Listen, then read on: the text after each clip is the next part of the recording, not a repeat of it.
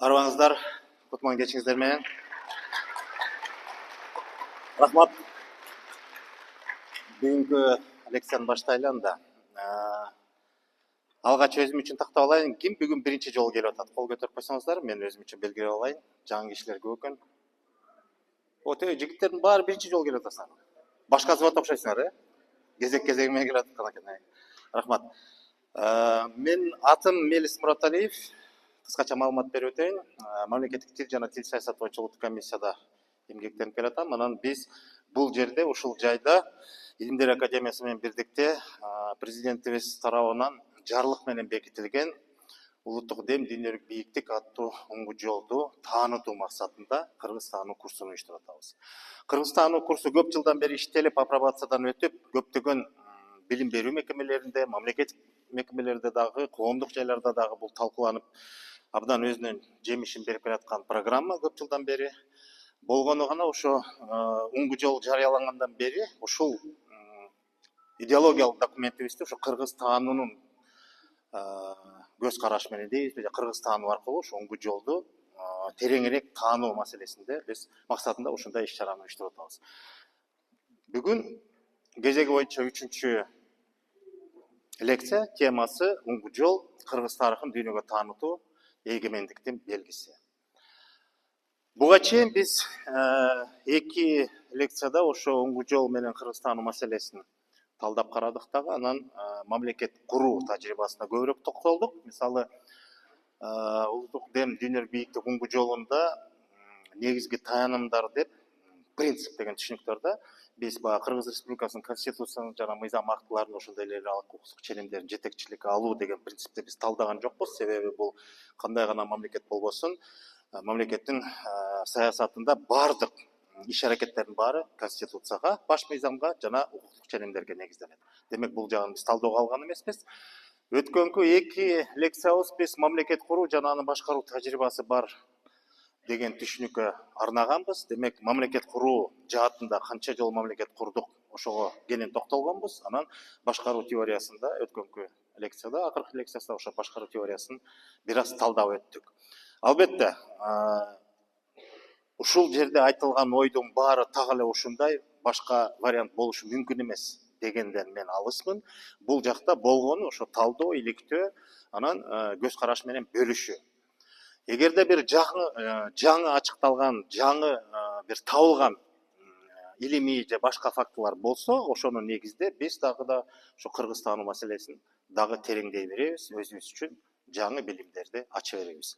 Эми бүгүн болсо ошол таянымдардын 3-чү таянымында мындай бир маселе бар да, ошо оңгу жолдо.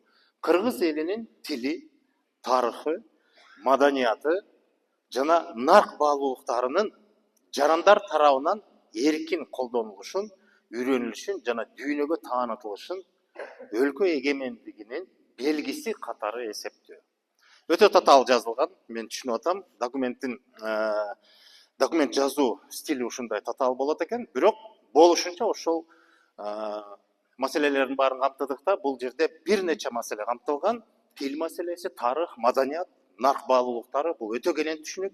Ар бирине токтолуп, ар бирөөнүн арналган өзүнчө тема болот албетте. Бүгүн биз тарых жөнүндө айталы деп атабыз. Анан мындай, мамлекет болгон соң биз дүйнөдө ээлеген ордубуз бар, андан соң дүйнөгө жар салчу маселелерибиз бар. Биз Кыргыз Республикасы деген мамлекетти курган эл катары, улут катары, эл катары биз өзүбүз жөнүндө дагы эмнени айта алабыз? Тилибизди тааныта алабыз. Өткөндө тил жөнүндө айта элекпиз. Экинчи маселе тарыхыбыз, басып өткөн жолубуз. Биз кимбиз? Ким болгонбуз деген маселени дагы. Маданиятыбызды.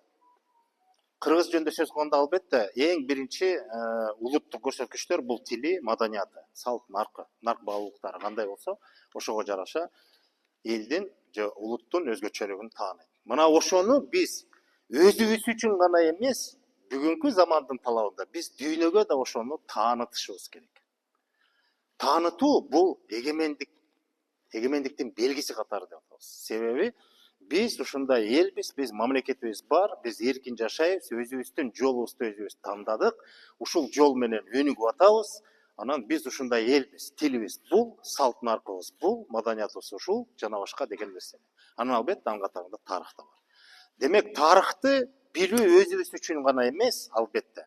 Биз башка дүйнөдөгү бизге кызыккандар болсо, биздин тарыхыбызды билгени жакшы. Эң кызыгы биз өзүбүздүн тарыхыбызды анча жакшы билбейбиз. Тескерисинче, эми дүйнөнүн баары деп айтпайм, бирок биз жөнүндө, биздин тарыхыбыз жөнүндө башкалар билгендер көбүрөөк экен. Салыштырмалуу. Бүгүн ошо тарых жөнүндө сөз кылалы. Өткөнкү темада, лекцияларда эки сабакта биз мамлекет куруу жөнүндө тарыхый бир көз караштар боюнча мындай бир талдоого алганбыз. Мисалы, Советтер Союзунун убагында мен көп айтып жүрөм лекцияларда. Биздин муун, мына Советтер Союзунун доорунда билим алган муун. Азыркы жаштарга караганда биз бир топ нерседен мындай четте калган, же болбосо кем болгон экенбиз билим жаатында. Азыркы муун бизге караганда бактылуу. Себеби азыр кыргыз тарыхы деген өзүнчө сабак бар, предмет. Мисалы, мектепте эки предмет бар. Дүйнө тарыхы, анан кыргыз тарыхы. Экөө тең кенен окутулат. Бир 5 класстан баштап 11-ди бүткүчө. Эми азыр 12 жыл болуп калды, андан ары кандай бөлүштүрүлөт деп билбейм. Кыскасы 5 класстан 11 класска чейин эки тарых сабагын окуткан. Дүйнө тарыхы өзүнчө, анан кыргыз тарыхы өзүнчө. Биздин убакта дүйнө тарыхын гана окуп, дүйнө деп айта алган эмес, жөн эле тарых деп окутканбыз, биздин тарых жок болчу анда. Анан ошо 10-13 класста бизде бир 2 глава бар болчу. 17-чи кылымдан бери кыргыздар пайда болгонсуңар, өтө жаш улутсуңар, тарыхыңар жок, маданиятыңар жок, сабатыңар жок. Кыскасы мындай бир жапайы таш доорундагы эл катары бизди тааныткан. Албетте, бул андай эмес экенин биз кийин гана билдик. Азыркы тарых боюнча биз 201-жылдан бери окутуп келатабыз. Өткөн сабактарда буга кенен токтолдук, буга азыр мен убакытты коротпойм. Болгону бир гана нерсе. 201-жыл эмне деп окутулат биздин тарыхта? Эмне болгон 201-жыл? Кайталоо иретинде суроо. Кыргыздар жөнүндө биринчи эскерүү. Кытай жазма булактарында эмне деп эскерилген? Гянгундар эмне деп эскерилди? Гянгундар эмне кылып жүрүптүр? Саякаттап жүрдүбү? Кытайга келишиптирби? Же Кытайды чап алыптырбы? Кыргыздар жөнүндө эскерилүү дегендер биз өзүбүздү баатыр эсептейбиз, албетте. Эмне деп эскерилген?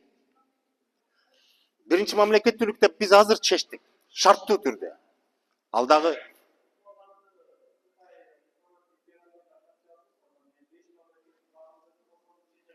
туура. Демек, өткөндө Кыяс Мулдокасымов агабыз бир жерде лекцияда туруп мынтип айтты да, биз буну мамлекеттүүлүгүн, кыргыз мамлекеттүүлүгүнүн 2200 жылдыгы деп белгилебедик, эсиңиздеби? Ушуга байланыштуу. Бирок бул мамлекеттүүлүктүн түптөлүшүнө эмес, бул мамлекеттүүлүктү жоготконубузга 2200 жыл болду. Себеби 201-жылы хундар басып алып атышат. Гянгун ээлигин, Гянгун мамлекетин же болбосо кыргыздардын мамлекетин.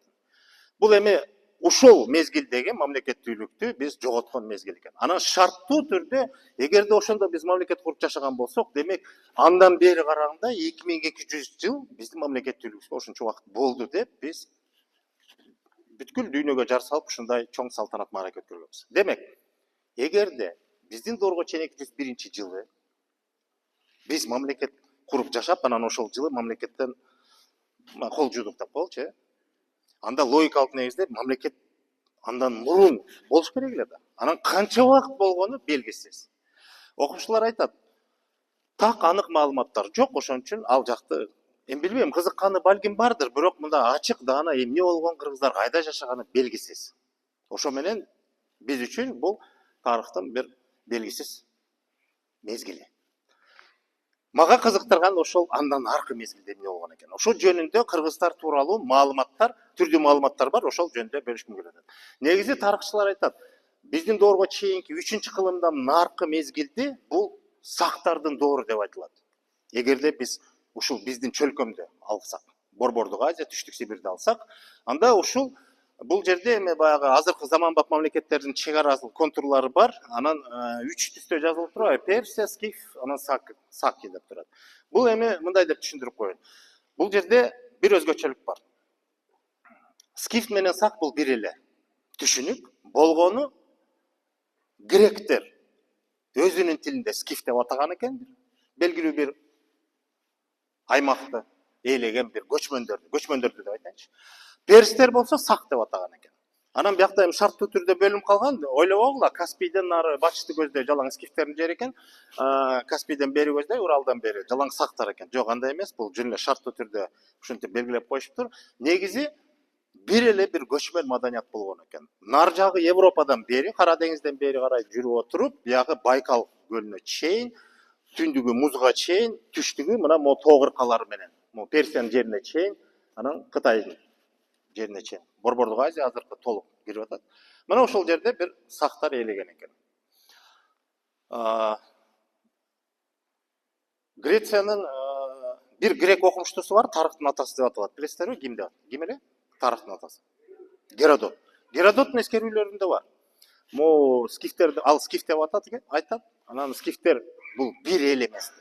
Бул бир маданият, бирок бир нече эл. Анын белгилеп кеткени боюнча 7 бөлөк тилде сүйлөгөн элдер дейт. Бирок жашоо образы окшош, көчмөндөр. Анан түрдүү сүрөттөмөлөрдү берет, мен анын баарына токтолбойм. Ушул эле сыяктуу перстер да өзүнүн булактарында сактар деп айтат да, сактардын бир нече түрлөрүн белгилейт. Мисалы Тиграхаут сактары, Хаумаварга, анан Парадария сактары деп шарттуу түрдө бир нече түргө бөлүшөт. Бул жөнүндө азыр майдасына токтолбой эле коелу. Мен үчүн бир кызык нерсе, ушул эми тарых жөнүндө сүйлөшүп атканда, албетте биз окумуштуулардын мындай бир ыкмасы бар да, жазуу булактарга такалат, анан же болбосо археологиялык казуулардын негизинде артефакттарга, историографияга, ушул сыяктуу анан кайсы бир белгилүү эми жазууга, көбүрөөк жазуу булактарына такалат. Ушунун негизинде гана тарых аныкталат. Анан башка булактарды же болбосо адабият булагы негизи булак катары эсептелинбейт. Бирок мен силерге бир көркөм адабияттан бир маалымат менен бөлүшкүм келип атат. Ошол өтө кызык. Албетте бул көркөм адабият. Көркөм адабият түшүнөсүңөр да, көркөмдөлүп жазылган, чындык болушу мүмкүн, чындык эмес да болушу мүмкүн. Же болбосо көркөмдөлүп көп нерсе апыртылышы мүмкүн, кызыктай нерсе. Ошондой болсо дагы бир көркөм адабияттан бир мисал. Низами Ганжави деген 1141 жылы туулуп, 1209 жылга чейин жашаган экен. Бир 60-70 жылга чейин Искандернаме деген бир чыгарма жараткан экен. Бул кишинин тарыхында чыгармачылыгынын эң орчундуу, же болбосо эң олуттуу чыгармасы деп ушул Искандернаме деп аталат экен. Бул өзү чыгыш элдерине таандык болгон, эми жазуучу дейбизби, кандай дейбиз эми? Жазуучу деп коелучу шарттуу түрдө. Ошол Искандернаме деген чоң чыгармасы 2 бөлүктөн турат. Икбалнаме, анан дагы бир неме деген бөлүгү бар экен. Ошонун экинчи бөлүгү, Икбалнаме деген бөлүгү, Книга о счастье деп, анан Левскеров Константин деген котормочу 1986 жылы орус тилине которгон экен. Бизге бул жеткен эмес. Биздин убакта, Советтер Союзунун убагында бул адабият бизге мындай, бизге бейтаныш эле. Биз билчү эмеспиз. Кийин эле чыкты да, эмнегедир. Ушул жерде Искандер дегенди билесиздер да ким экен? Искандернаме деп атат. Дагы токтоюн. Бул 12-чи кылымда жашап аткан киши, биздин доордун 12-чи кылымда жашап атат дагы. Бирок чыгармасы баягы Македониялык Александр жөнүндө. Искандер деп Александрды айтышат да. Демек, грек баскынчысы, баскынчысы дейбизби, же падышасы дейбизби, ошол Александр жөнүндө чыгарма. Александрды Искандер дейт дагы чыгыш элдеринде. Анан ошого арналган китеп, чыгарма. Ошонун экинчи бөлүгүндө бакытты издеп Искандер же болбосо Александр чыгыш элдеринин ичинен бир элди издеген экен. Ошол эл жөнүндө чыгарма. Ошондо мынтип турат. Орусча жазылган, ошон үчүн орусча окуй берели, бирок талдайбыз, В пёсе дни воздымавшее облако пара, в дни, когда даже камни смягчались от жара, царь, в бессонных мечтаниях влекомый в Хирхисты, атайын белгиледим кызыл, все не спал под мерцанием полуночных рис. Хирхис деген жерге же элге кызыккан Александр күн түн уктабай согуш кайнаган мезгилде дагы аны түйшөлткөн бир эле маселе. Ушу Хирхисти кантип табам деген маселе. Ушу жөнүндө чыгарма да. Анан бул жерде айтылат, бул киши тоодон кырдан ашып, тигинтип баягы жол жүрүп отуруп, Индияга жетип, анан Кашмир аркылуу ары жака түндүккө жөнөйт дагы, анан кырдан кырды, тоодон ашып отуруп, анан бир сонун бир өрөөнгө жетет дейт да. Анан ошо өрөөнгө жеткенден кийин сүрөттөп атат. И увидел он город прекрасного края, изобильный, красивый, подобие рая. Бейиштин төрүндөй болгон бир сонун өрөөн жерди кезиктирет. К въезду в город приблизился царь. Никаких не нашел он ворот, даже признака их. Таң калыштуу нерсе. Ошол шаар дейбизби, ордо дейбизби, айыл дейбизби, кыскасы ошого жакындаса дарбаза дубал жок деп атат. Александрдын доорун эстейли, тарых, дүйнөлүк тарыхта. Бул кайсы доор? Алгачкы мамлекеттер курулуп аткан доор. Биздин доорго чейин 4-кылымда жашап аткан киши бул. Ошол мезгилде баягы китептен эсиңердеби? Эгер шаар курулса кандай элестетесиңер ошо шаарларды? Сөзсүз түрдө чеп менен корголгон, чептин четинде атайын кандай кылып канал кылып казат дагы суу менен толтурат. Шаардын кире бериши дарбаза бар, дарбаза мынтип түшкөндө ал көпүрө болуп, дарбаза көтөрүлгөндө бүттү, шаарга кире албайсың. Жан кирбейт. Тирүү адам кире албайт. Ошону көп элестетсеңиз, бул батышында деле, чыгышында деле, Африкасында деле көп жерлерде ушундай баягы отурукташкан маданиятка таандык болгон көрүнүш. Бул киши ошондой жерден келген киши биякта келди дагы бир адамдардын жашаган аймагын чөлкөмүн көрүп, эми өзү үчүн шаар деп эсептеп атат дагы, жакындаса дарбаза дубал жок. Таң калыштуу. Биринчи таң калыштуу. Бул өзү ошо кыргыздар жөнүндө сөз болуп атат да, мындайча айтканда. Эми ушул жактагы айтылган сөздү маал-маалы менен биздин азыркы күндө эмес, жок дегенде бир 50 жыл мурунку турмуш менен салыштыралы. 80-чи жылдардагы кыргыздын жашоосун элестетсеңер. Мына мен өзүм жөнүндө айтайын. Мен тегим могу чүйдүн ак суусунан болгом. Биздин айыл азыр деле бар. 60 километр шаардан. 80-чи жылдарда биздин айылда бир дагы дарбаза дубал жок болчу. Көчө бар, үйлөр бар, сарайлар бар, анан мындай эки үйдүн ортосун же арык чийип койгон, же бак тегип койгон, болду. Чек ара ушул белгиси. Мындай тосулган, зым, эчтеке жок мындай. Анан биз башка бир көчөгө баралы десек, көчө жол менен баспай биз огородторду аралап барчубуз да. Эң кызыгы. Чоң кишиси деле, баласы деле ошентип басчубуз да. Азыр айылга барсак такыр башкача. Корулбаган огород жок. Бүт баары тосулган, дубал, зым, дарбаза. Бул азыркы замандын талабы. Бирок 80-чи жылдарга чейин кыргыздын айылдарын көбү эле ошондой болчу. Эсиңердеби? Ошондой эле болчу. Ошол сыяктуу элестетсеңер, кийинкиси. Был не запертый въезд, как в распахнутый ворот, и со старцами царь тихо двинулся в город. Он увидел нарядные лавки. Замков не висело на них, знать обычай таков.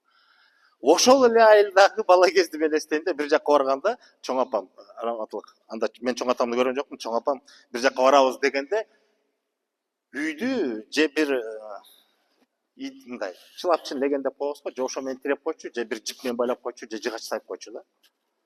Бул эмне деген? Бул эми киши жок деген эле белгиси экен да. Мындай бекинип кулпу салмай деген бул кийин эле кетти, себеби андай түшүнүк жок болчу. Анан кошуналар артына кирип барып бирдеме сурачы дегенде эсиңердеби? Биз бала кезде ошондой болчу. Бир нан сурап келчи, же бирдеме сурап келчи деп барабыз да, барсак үйүндө жок экен деп, бирок сураган нерсени көтөрүп кетчүбүз. Себеби өзүбүз билип эле ашканасына кирип керектүү нерсени алып коюп, анан кечинде үйүнө келгенде айтып койчубуз, ай, мен сенден нан алгам депчи. А мейли деп койчу, болду. Ушундай заман болгон. Айтсаң, мына бейиш деген ошол экен. Ушул сыяктуу экен да. Биякта да ошол жөнүндө айтылып атат. Горожане любезно, с улыбкой привета, чинно вышли навстречу властителю света. Властитель света был Александр. И введен был скиталец, носивший венец, в необъятный, как небо, лазурный дворец. Эми биз ордого киргизишти, тосушту. Анан бул жерде дагы ошо мындай эме кийинки китапта жазылып атат. Карасаңар, принял царь угощение. Демек, даам тосуп атат. Бул дагы кыргыздын бир салты. Ким келбесин, тааныган, таанып алган кудай конок келеби, ким болбосун, кыргыз биринчи дастаркан жайып даам ост тийгизет. Же болбосо жөнөкөй эле нерсе билесиңерби? Үйгө келген кишиге даам ост тийгизет элек. Бүгүн анын тоге илгери ушул бар экен да. Качанкы мезгилден бери келаткан экен. Кыскасы, принял царь угощение на светлые лица, он взирал. Хороша сих людей вереница. Молвил царь, ваше мужество, странно, но почему осторожности вам не дано быть? Ушундай суроо берип атат. Анан улап атат сөзүн. Столько дивных садов, но они без оград, и без пастырей столько кочующих стад. Сотни тысяч овец на равнине отлогой и в горах, но людей не встречал я дорогой. Где защитники ваши? Они каковы? На какую охрану надеетесь вы? Жолдон келатып, жолдо ката далай баягы жайылып жүргөн малды көргөн экен да, анан бир дагы сакчы кароолчу же кандай деп эч кимди көрбөй анан таң калып атат. Бул малдын ээси барбы жокпу дегендей таң калып анан өздөрүнөн сурап атат. Деп ушундай сыяктуу көп нерселерди бул өзү биринчи келип тигилерге суроо узатып атат. Анан кийин тигил тарап биз тарапты коелучу. Жооп берип атышат. Ты спросил о добре и о зле, обо всем. Ты узнаешь, послушай, как все мы живем. Скажем правду одну. Для неправды мы не мы. Мы вот эти места заселившие все мы деп. Карасаң, чындыкты гана сүйлөйбүз деп. Калп айтпайбыз деген ойду айтып атат. Бул да аябай маанилүү, себеби баягы 9-10 кылымдарда улуу кыргыз дөөлөтүнүн учурунда эсиңиздерде өткөн сабакта айттым элем. 3 нерсе кыргыздын мамлекетинде тартип темирдей бекем орногон экен, анан ошол тартипти бузган 3 нерсе чоң жазага алынчу, өлүм жазасына. Анын бири калп айтуу ушак эле. Жек көрүнчү, эмне, жектелчү нерсе болчу да бул. Анан ушул жерде айтып атат. Биз чындыкты гана айтабыз, калпты ушакты айтпайбыз биз. Мы не мы деп сүйлөбөйбүз. Дудукпуз дегендей манда айтып атат да. Андан ары, незлобивый народ. Мы верны небесам, что мы служим лишь правде, увидишь ты сам деп. Чындыкка гана кызмат өтөбүз деп айтпайм, чындык менен гана жашайбыз деп атат да. Не звучит наши речи фальшивым напевом, здесь неверность, вот царь отклоняется гневом дейт. Мына ошондой бир сапаттар жөнүндө айтылып атат. Улуу кыргыз дөөлөтүнүн учурунда 3 негизги баягы тартипти бузган 3 нерсе чоң жазага алынчу деп атпайбызбы? Бирөөсү калп ушак, экинчиси уурулук. Уурдабайт бирөө. Малын, мүлкүн, окатын албайт. Үчүнчүсү чыккынчылык. Мына бул жерде да ошол жөнүндө айтып атат да. Неверность деп атпайбы? Так, андан ары. Мы закрыли на ключ криводушия дверь, нашей правдою мир одолели, поверь. Лжи не скажем вовек, даже в сумраке дремы, неправдивые сны нам, о царь незнакомый. Түшүүбүзгө дагы калп нерсе келбейт дейт. Кыргызда бир сөз бар, иш оңолордун түшү оңолот дейт. Түшү жакшы болсо, иши жакшы болот, турмушу жакшы болот деген түшүнүк да. Бул демек түшүндө дагы адамдын түшү бул адамдын ички жан дүйнөсүнө, анын арулугуна, тазалыгына байланыштуу. Эгер адамдын оюнда, акылында, ниетинде, жан дүйнөсүндө калп, жаман нерсе жок болсо, анда албетте түшүнө да ал нерсе келбейт деген сөз да. Бул ошол жөнүндө айтып атат. Мы не просим того, что излишне для нас. Этих просьб не доходит к Всевышнему глаз. Шлет Господь нам все то, что всем нам на потребу, а вражда государь нежелательно небу. Небо деп асман деп жаратканды айтып атат бул жерде. Демек, биз ашык нерсе сурабайбыз, өзүбүзгө керек гана нерсени сурайбыз деп атат. Бизде ушул кыргызда ушул сапат бар эле. Мындай бул жөнүндө дагы кенен айтылат, что Господь сотворил, то угодно ему, неприязнь питать не хотим никому. Помогая друзьям все благому в угоду, мы свою, не скорбя, переносим невзгоду. Эми башыбызга күн түшсө, кыйынчылык түшсө, биз ошонун баары жабыла көтөрүлүп, өз маселелерибизди чечебиз, колдойбуз. Баягы кыргызда жеңилин жерден, оорун колдон алуу деген маселени мына биз ошол нерсени айтып атат да. Анан, если кто-то из нас в недостатке большом или в малом, и если мы знаем о том, всем поделимся с ним. Мы считаем законом, чтоб никто и ни в чем не знаком был с уроном.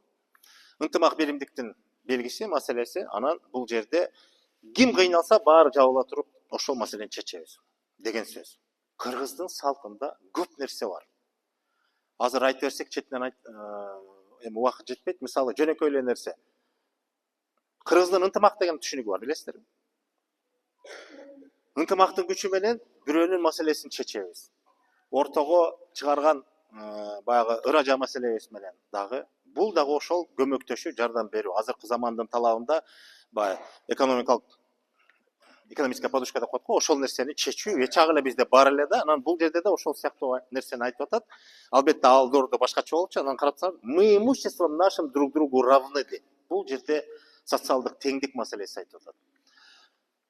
Равномерно богатство всем нам вручены. В этой жизни мы все одинаково значим, и у нас не смеются над чьим-либо плачем. Бирөө азап чексе, эч ким жыргалбайт. Бирөө бир азапка кабылса, анда баарыбыз бирдей ошону тең бөлүшөбүз, көтөрөбүз деген маселе бир чети. Экинчиден, жанагы биринчи салонда мы имуществом нашим друг другу равны дегенчи теңдик маселеси. Бул өтө маанилүү нерсе. Өзү көчмөндөрдө бай кедей деген түшүнүк болгон эмес деп мен көп такай айтам да, бирок дайыма талашка түшөт да. Бүгүнкү эле кыргыздар айтса, жок, мен байдын урпагымын, мен ата бабам бай болгон, анан ал кедейлерди, малайларды жумушаган деп бүгүнкү кыргыздар өзүбүз ошентип сүйлөйбүз. Туурабы? Көп ушундай учурайт биздин эскерүүлөрүбүздө, ата тектерибиз жөнүндө. Мүмкүн, мүмкүн. Акыркы 2 кылымда ошондой көрүнүштөр болгон чыгар. Бирөө бай болуп, бирөө жетишпеген чыгар. Бирок бул кайсы мезгил? Бул баягы падышалык орусиян курамына кирип, биз жашоо образыбыз өзгөрүп, баягы көчмөндүк, теңдик, ынтымак, биримдик деген маселенин баары четке кагылып, жерге байланып, жерге отуруктушпасак дагы, бирок белгилүү бир аймактарга байланып, анан өткөндө мен айтпадым белем, жана волостнойлорду шайлоо, бийликке болгон көз караш өзгөргөндө, жашоонун маңызы өзгөргөндө, анан бул жерде баалуулуктар да өзгөрөт. Анан ошондо албетте байлык маселеси көп нерсени чечет деп, анан жеке кызыкчылык биринчи орунга чыга баштаган. Так ошол көчмөндүк маданияттан биз отурукташкан маданияттын таасирине кабылганда бизде баалуулуктар да өзгөрө баштады, анан жашообуздун маңызы да өзгөрө баштады. Ошондо мүмкүн ошондой болгондур. Болбосо бай кедей деген болгон эмес. Муну азыр айтыш, мен бир айтып койдум, азыр мүмкүн кабыл албайсыздар. Бул сабактын жүрүшүндө дагы ушуга тиешелүү маселе болот.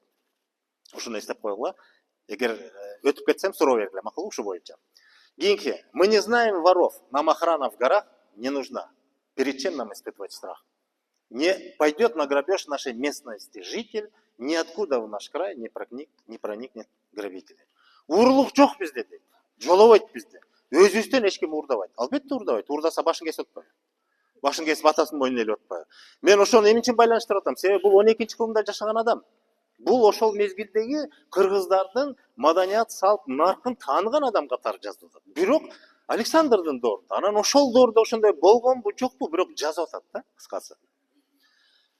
Ни в чести, ни замки, ни засовы у нас. Без охраны быки и коровы у нас. Львы и волки не трогают вольное стадо и хранят небеса наше каждое чадо. Кудайга тапшырдык деген сөз да. Эң кызыгы, бүгүн дагы кыргызда ошондой бир сапат бар. Мо бүгүнкү күндө дагы 21 кылымда да кыргыздын кээ бир аймактарында, көп эле аймактарында баягы сыртка чыгып, жылдап сыртта мал чарбачылыгы менен алектенгендер бар. Билесиздерби? Мисалы, Нарын көлдө ошондой. Анан ал жакта малды, мисалы, мен өз көргөнүмдү айтайынчы, Акшайрак, жанагы Эңилчек деген жерлерге чейин барганбыз. Ошол жерде кыргыздар эле кадимкидей. Ал жерде негизинен топоз, анан жылкы да. Уйду көп бакпайт экен, кой бир аз эле, мындай эле. Негизинен жылкы менен топоз. Анан жылкыларды же топоздорду бир айдап чыгат экен, анан мындай кечинде короого айдап кирүү деген жок, түшүнүп кайкылычы. Жай кышы талаада жүрөт. Анан малың баш аягын таппай калбайсың десе, кайкы кетет дейт. Биякта жан жок дейт бизде бөлөк. Сырттан эч ким келбейт. Анан жок дегенде эсебин кантип тактайсыздар десе, бир 2 жумада бир чыгып санап коебуз дейт. 2 жумада бир чыгып санап коебуз. Элестеттиңби? Анан дүрбүс алып карап туруп, башка бир коктуга баштанып калса, анда ат чаап барып башын кайрып коебуз дейт. Болду, дагы бир 2 жума кенен жүрөт дейт. Макул, ошентип атасың. Эми ким билет, карышкыр тиги бою тиет. Анан эмне болот десе, ой, карышкырдан калганы биздики. Кудайга тапшырып эле коебуз дейт. Так ушундай айтышат да. Ушул эле түшүнүк азыр дагы бар кыргызда. Илгертен бери келатат. Если волк покусится на нашу овцу, то придет его жизнь вмиг единой к концу. А сорвавшего колос рукой бесчестно достигает стрела из засады безвестной. Бул табышмактуу саптар. Мен бул эмне жөнүндө айтылып атканын мен чын мен билбейм, бирок мен үчүн дагы бир чоң нерсе. Кыскасы, ошол кезде кыргыздар мүмкүн ушундай ишенимде жашаган. Кыскасы, мындай жаман ниет менен эч ким келбейт. Эгер жаман ниет менен бирөө келсе, ал оңбойт дегендечи. Катылганга катыгын берген кыргыз деген сөз бекер чыкпаса керек да. Ошону бир туюкталып айтылган сөз болсо керек. Кийинкиси. Бул жерде кызык. Сеем мы семена в должный день, в должный час и веряем их небу, кормящему нас. Что же нам делать затем? В этом нету вопроса. В дни страды ячменя будет много и проса. Ячмень, проса. Бул эмне? Ячмень деген эмне? Арпа. Проса? Таруу. Ушул эки өсүмдүк кыргызга илгертен бери таанымал. Эң кызыгы, кыргыздын бир улуттук суусундугу бар. Бүгүнкү күнү мүмкүн ал көчмөн элдерге, бир топ элдерге таандык болгондур, бирок бүгүн Кыргыздан бөлөк аны эч ким жасабайт. Ал бозо таанып атабыз. Бозо эмнеден жасалат? Классикалык бозо. Таруудан жасалат. Таруу деген эмне деген өсүмдүк? Мына орусчасы проса. Бул эмне деген өсүмдүк? Эмне өзгөчөлүгү бар? Ким билет? Жапайы дагы түшүн берет, бирок билесиңерби? Дан өсүмдүктөрүнүн ичинен жалгыз ушул таруу ото түрүнө кирет. Сорняковый деп коет. Ото түрүнө дегени бул мындай экен да, бул атайын багуу кароону талап кылбайт. Бул башка өсүмдүктүн эсебинен жашайт да. Ото деген ошол. Башка өсүмдүккө жабышат дагы, ошонун өзөгүнөн азык алып жашай берет дагы, түшүмүн бере берет. Өзү тамыр байлап, жака жер айдап, аны сээп, аны жумшартып, сугартып, такыр аны талап кылбайт. Өсүп аткан табигый өсүмдүктүн эсебинен жашайт. Ото чөптөр ушундай болот да. Анан бирок түшүмдүүлүгү окмуш да. Эң кызыгы, бир батыш окумуштуулардын кайсы бир институтта ушундай бир изилдөө жүргүзүлүп, ошол дан эгиндеринин ичинен дан өсүмдүктөрүнүн ичинен, дан өсүмдүктөрүнүн ичинен эң кубаттуулугу ошол таруу болуп чыкты. Калорийность деп коет го. Азыгынын кубаттуулугу боюнча эң күчтүүсү ушул таруу экен. Тарууну мындай коомдук тамактанууда Советтер Союзунда абдан жакшы көрүнүш эле, азыр жок берсе, бир жумада бир жолу сөзсүз түрдө таруудан каша жасап берчү, билесиңерби? Бирок бир жумада бир гана жолу. Манка, гречка, машкалысын 2-ден 3-тен кайталаса, тарууну бир гана жолу берчү. Себеби өтө кубаттуу. Бир жумада бирди жесе жетет. Эми элестетеле, кыргыздар бозону күнүгө шимип ичебиз.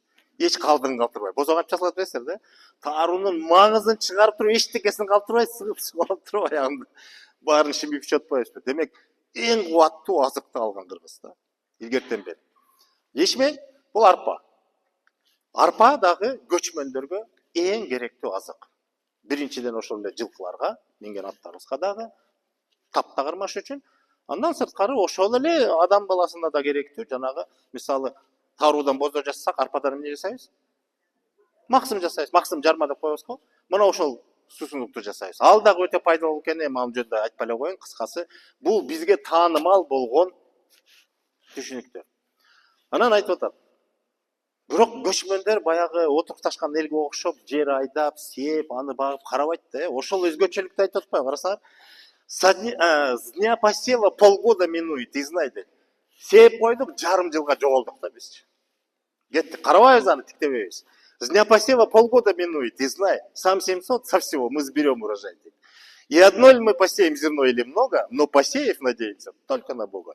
Айдадык да Кудайга тапшырдык. Кудай берсе берет, бербесе жок дейбиз да. Ал өсөбү, өспөбү, түшүмү кандай болот, жакшыбы, жаманбы? Эми мында мен шылдыңдабайын, бирок ушул мүнөздөгү түшүнүк да. Баары бир өзүбүз ошол нерсени чогултабыз дейт. Чогултуп алабыз, анан буйруганы деген сөз да. Канча болсо ошончо болот дейт. Наш хранитель Господь, нас воздвигший из тьмы дейт. Уповаем лишь только на Господа. Бул Кудайды таануу маселеси экен. Не научены мы его великой злословию, мы прощаем людей, к ним приходим с любовью. Кечиримдүүлүк маселеси. Кыргыздын бир эле макалы ушул ойду узун туурасынан тереңинен да чечмелеп берет болуш керек. Билесиздерби? Атаңды өлтүргөнгө энеңди алып бер дегенди бүгүн кыргыз түшүнбөйбүз. Учурунда айтылган экен, бул эмне деген философиялык түшүнүк, эмне деген кечиримдүүлүк, атасын өлтүргөн кишиге энесин алып берүү деген, муну түшүнүш өтө кыйын, бирок кечиримдүүлүк Кыргызда болгон. Болгондо да кандай болгон? Жоолорун кечирген. Манастын Айкөлдүгүндө дагы көп нерсе бар, кечиримдүүлүк. Ошол эле Жолойду, Коңурбайды канча жолу ушун кечирип, көп нерседен кийин анан азабын тартты албетте, бирок ошондой кечиримдүүлүк болуп келген да. Анан, коль не справится кто-либо с делом своим, мы советов благих от него не таим. Не укажем дорог мы сомнительным людям, нет смутьянов у нас, крови лить мы не будем. Бул жерден баягы жардам беребиз, кол сунабыз, эгерде ким колунан келбесе, биз албетте кеңеш берүүгө ар дайым даярбыз дейт. Көзүбүз жетип, колубуздан келе турган нерсени биз бөлүшпөй койбойбуз, айтабыз, бөлүшөбүз, жардам беребиз деген сөз. Бүгүнкү заманда бир бале бар да, билесиздерби? Коммерческая тайна деген. Адам бир жакшы нерсени өздөштүрүп алса, эч кимге айтпайт, аны сыр кылып жашырат.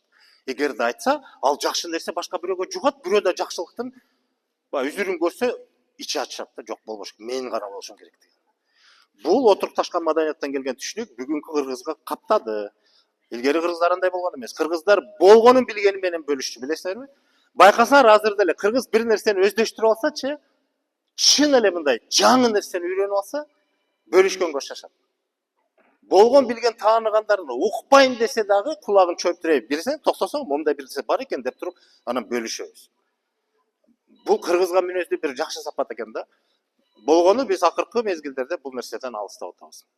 Кийинки.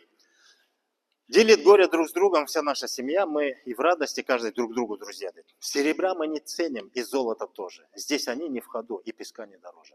Алтын, күмүш, асыл, баалуу нерселер бизге ал кумдай эле барабар эле нерсе деген сөз. Демек биз байлык мансапка жана чиримдүү байлыкка биз анча артыкчылык бербейбиз. Всех спеша накормить, всем ведь пища нужна. Мы мечом не попросим пригоршни зерна. Мы зверей не страшим, как иные, и чтобы их разить, в нашем сердце не сыщется злоба. Зверей дегенде баягы үй жаныбарынан тышкарыдагы баягы кийик же болбосо жапайы жаныбарларга болгон мамилебиз жөнүндө айтып атат да. Сернонагров, газели сюда иногда мы из степи берем, если в этом нужда. Но пускай разной дичи уловится много, лишь потребная дичь отбирается строго. Мы ненужную тварь отпускаем, она снова бродит в степи, безмятежно вольна. Баягы эстейбиз, дароо ушул темага келгенде эмнени эстейбиз? Кожо жаш менен карагул ботомду эстейбиз, Ошондогу негизги философия, жаратылыш табият бизге бар нерсесин берип атат, ал, жаша, керек болгонун гана ал, муктаждыгыңды кандыр, бирок ашыгы менен алба деген нерсе. Ошо чектен ашып, байлыкка кызыгып, башка нерсеге кызыгып кеткенде, анан жанагындай жаратылыш өзү сыр берип, кожо жаш менен карагулдун тагдырын бизге сабак кылып үйрөтүп келген. Биз ошондон сабак алып, жаратылыштан алабыз, жаратылыш баарын берет, бирок чеги менен керек, өзүңө керектүүсүн гана алабыз деген түшүнүк. Мына ошондон бери айтып келет. Мы не скажем в лицо неправдивого слова, за спиной ничего мы не скажем иного. Мы скромны, мы чужих не касаемся дел, не шумим, если кто-либо лишнее съел. Талдап эле коелу. Бүгүнкү жаман көрүнүш биз өзүбүздү аңдыбай башкаларды көбүрөөк аңдып калдык. Муну мынтип койт, бул мынтип айтып атат, бул мынтип жасап атат, бул мынтип атат, бул жеп атат, бул айлыгы мынча экен дейбиз. Жана башка. Илгери андай жок эле, бирок тилекке каршы ошондон азып баратырбыз да. Мы и зло, и добро принимаем не споря. Предначертаны дни и веселье, и горе. И про дар от небес, и про добро, и про зло мы не спросим, что это, откуда пришло. Тагдырдын жазмышы деп коебуз. Эмне болбосун, Кудайдын тагдыры жазганы деп эле ошону кабыл ала беребиз деген бул кадимки биздин жашоого болгон көз карашыбыз. Из пришельцев, о царь, тот останется с нами, кто воздержан, кто полон лишь чистыми снами. Если наш он отринет разумный закон, то из нашей семьи будет выведен он. Бул жерде деген баягы сөзсүз эле сырттан келген киши жөнүндө эмес, негизи эле биздин бир сөз менен айтканда наркка баш ийбей, ошол наркты бузуп жашаса, анда ал четке кагылат дейт. Коомдон сүрүлөт деген сөз. Көчмөндөрдө эң чоң жаза бул өлүм жазасы эмес. Бул элден четтетүү. Мына ошол жөнүндө сөз болот.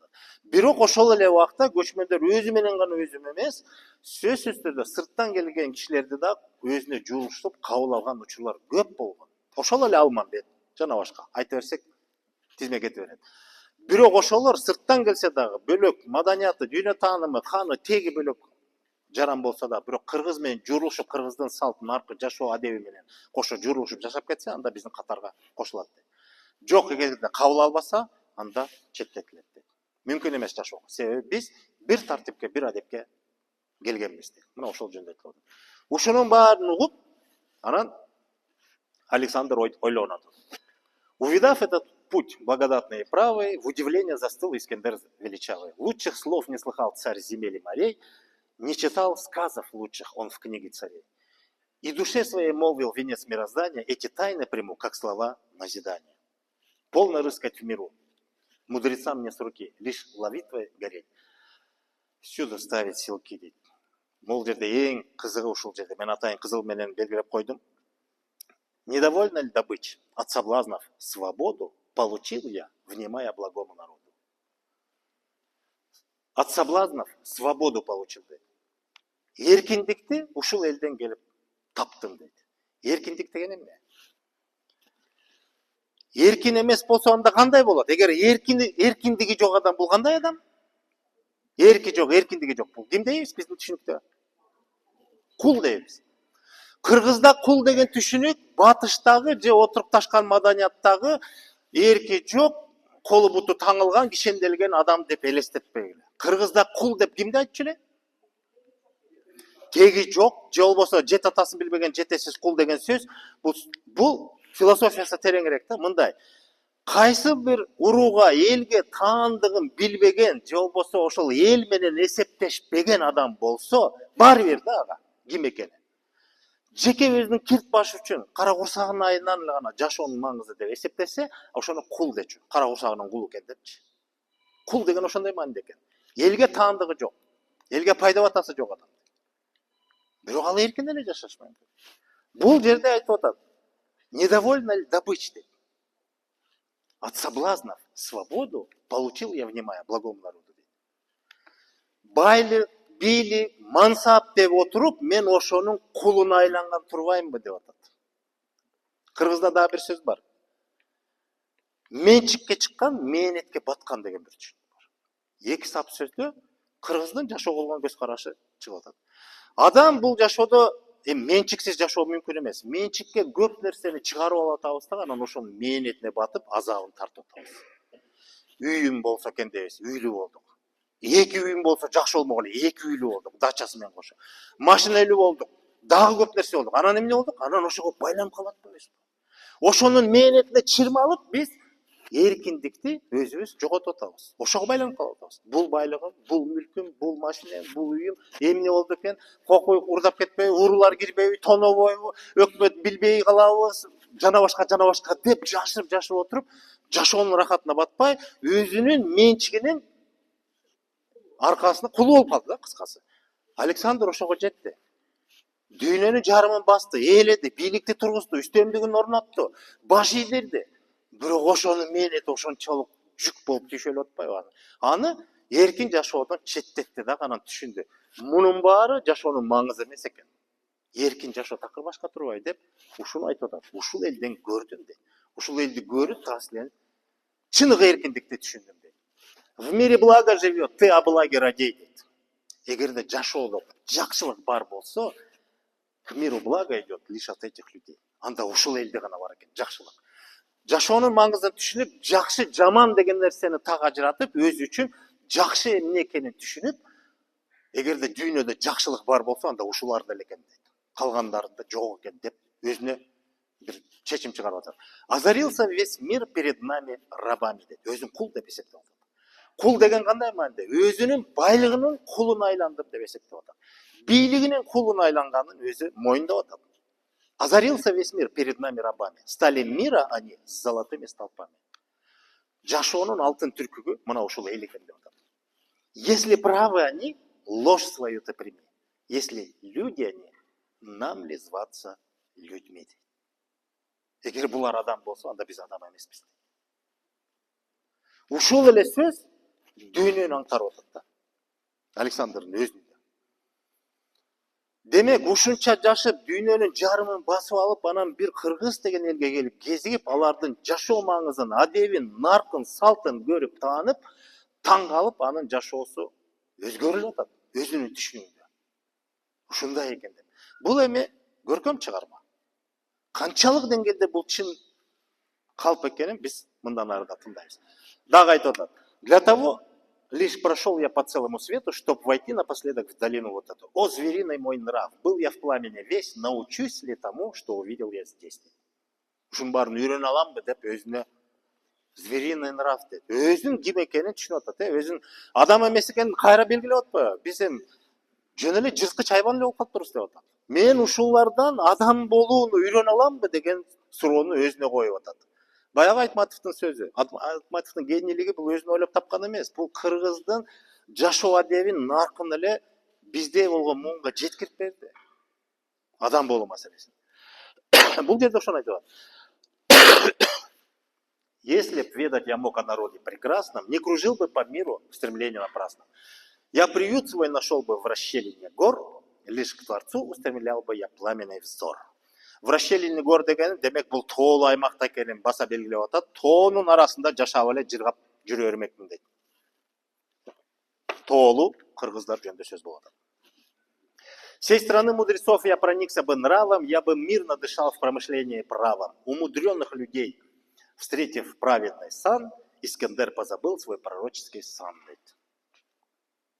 Баягы өзү бир аян түш көрүп өзүнө бир сыр берилген да, дүйнөнүн ээси болосуң дегендей мындай. Ошонун баары бир тең болду дейт, кыргыздын жашоосун көрүп, ошол артык болду дейт. И узрев, что о нем велика их забота, им даров преподнес он без меры и счета. И оставил он город прекрасный. Опять дал приказ он по войску в поход выступать. Деп анан кете берди дейт. Деп ушул менен чыгарма бүтөт. Өтө кызык бекен? Мен муну атайын окудум, себеби ар бир сабында өтө мындай биздин элге таандык болгон, биздин маданиятка, нарк салтыбызга таандык болгон түшүнүктөр, сапаттар, баалуулуктар тимеле тизмектелип атат шуруда элечи. Анан карасаң, эң кызыгы ушунун баары биздин элде, биздин ата бабаларыбызда ушу 20-кылымга чейин сакталып келген. Азыр деле уюткусу бар, жок эмес. Азыр бир аз өзгөрүлүп атат, четке кагылып атат, унутулуп атат, бирок бар нерсе тамырдан бери келаткан биздин өзөгүбүздө бар нерселер жөнүндө айтылып атат. Эми буну мындай чыгарма экен деп биз кабыл албай коюшубуз мүмкүн. Тарыхчылар буну эсептебейт. Жөн жомоктоп коет. Бирөө жазып кеткен экен. Болгондо да 12-кылымда жазган экен. Александр 4-кылымда биздин доорго чейин жашап атса. Ортодо 12-кылымда эмне өзгөргөнүн ким билет деп аны эч ким эсептебейт. Бул чыгарма Советтер Союзунда чыгарып, анан 86-жылы которулат дагы. Эң кызыгы ушуну белгилүү эле бир окумушту Кызыласов деген, бул Хакас элинин окумуштуусу, ушул нерсени кыргыздарга таандык, эми Хиркис деп атпайбы, кыргыздарга таандык экенин аныктайт да, бирок айтып атат Александр Хакасияга барган дейт. Себеби Минусинская котловина деп коет, жана Минсу төрү, ал ошо тоолор менен капталган, керемет ушундай буякта сүрөттөлгөн табият жаратылыш, ал болгону ошол Хакасия эле болуш керек дейт да, башка андай жер жок дейт. Эми тарыхта биз билебиз. Александр кайка чейин жеткен? Борбордук Азияга ушакка чейин келген, андан ары тияка өткөн эмес. Ушакка чейин келген, анан кеткен. Бул тарыхта белгилүү. Биздин азыркы айткандай, азыркы Өзбекстандын аймагына чейин жеткен, биздин тоол аймактарга чейин жеткени бар. Расмий тарыхта айтылат, эки жолу сактар менен салгылашат, чоң согуш болот. Бирок сактар Александрды жеңе албайт, тескерисинче сактар Александрдын жоокерлери сактарды талкалайт. Бирок сактар улам тоого качып жүрүп отуруп, тиге багынбайт. Ошентип эч ким утпайт да, кыскасы. Эки жолу ошондой чоң согуш болот да, ошо менен тим болот. Анан кайсы бир белгисиз себептер менен Александр бир күнү туруп алып эле кеттим деп эле кайрылып кетет. Бул жактан аны эч ким кубалабайт. Жөн эле туруп эле таштап кетет. Александр барган жерлердин баарында сөзсүз түрдө өзүнүн бир өкүлдөрүн таштап, ошол жерге бийликтин үстөмдүгүн тургузуп, орнотуп, салыгын жыйнап, ушундай кылып тургузуп келген. Мисалы теги Персияны басып алды, андан чейинкилердин баарын ошентип келген дагы, анан ушакка келгенде келди, жашады, 2 жыл болду. Бирок андан кийин кетип калат, жерди калтырып кетет, болду. Ушундай бир табышмактуу сырдуу нерсе бар. Эмне үчүн экенин эч ким билбейт. Бизде Санжырада бир маалыматтар бар. Санжыраны тарыхчылар да сүйбөйт, себеби бул дагы жөн эле фольклор, өзеки чыгармачылык, бул дагы бирөөнүн оюнан чыккан сөз болушу мүмкүн, бул эч кандай далил менен тастыкталбайт деп негедир окумуштуулар ошо биздин өзүбүздүн ички булактарыбызга ушундай бир өтө жеңил мамиле кылат. Бирок Санжырада бир маселе бар. Мен Санжыранын баарын айта албайм, мен өзүм санжырачы эмесмин, бирок уккан ошо Александрга тиешелүү болгон 1-2 учурду гана сиздер менен бөлүшкүм келип атат да. 2 вариант окканда. Маңызы окшош, бирок эки бөлөк. Бир кезде ошондой кыргыздарга Александр келатат деген кабар жетет дагы, анан кыргыздар бир чоң жыйын куруп, акылмандары, эл башылары. Анан маселе коет. Эмне кылабыз? Келатат, баарын багынтып келатат. Туруштук беребизби, согушабызбы, же багынабызбы, эмне айласын табабыз деп, анан жыйын куруп кеңешишет. Ушундай маселе бар экен да. Анан эки вариант дегеним, бир вариант боюнча ошол жыйында бир батырбы жигитпи же бир ушул эр киши бир чыгып демилге көтөрөт. Экинчи вариант боюнча бир акылман кыз дейт. Падышанын кызы дейби, кимиси болбосун, ушул бир акылман кыз дейт. Кандай болбосун, кыз эркегине бизге ал өтө маанилүү эмес. Кыскасы мындай маселе көтөрөт экен, экөө бир деле маселе көтөрөт. Ушул эле Александр Левый маселеңерди силерди сынчыңарды алып аткан. Мага койгула, мен аны чечип берем, болгону мен талабымды кандыргыла дейт. Талабың эмне десе, мага бир нече төөдөн артылган чоң кербен даярдагыла, ар бир төөгө чоң куржундарга арта толтура жаңгак чыкагыла дейт. Анан тиешелүү жоокерлерди бергиле, мен өзүм жол тосуп, ал киши менен сүйлөшөм дейт. Бир вариантта кыз киши, бир вариантта эр киши. Кыскасы ошентип аткарат дагы, анан алдын тосуп чыгат дагы, анан мындай сөз бар экен да. Бул эми кайра эле Санжира, бул өз эки чыгармачылык катары же ооздон оозго айтылып келген нерсе, чындап эле ошондой болгонун бул эч ким билбейт. Бирок айтылып келди.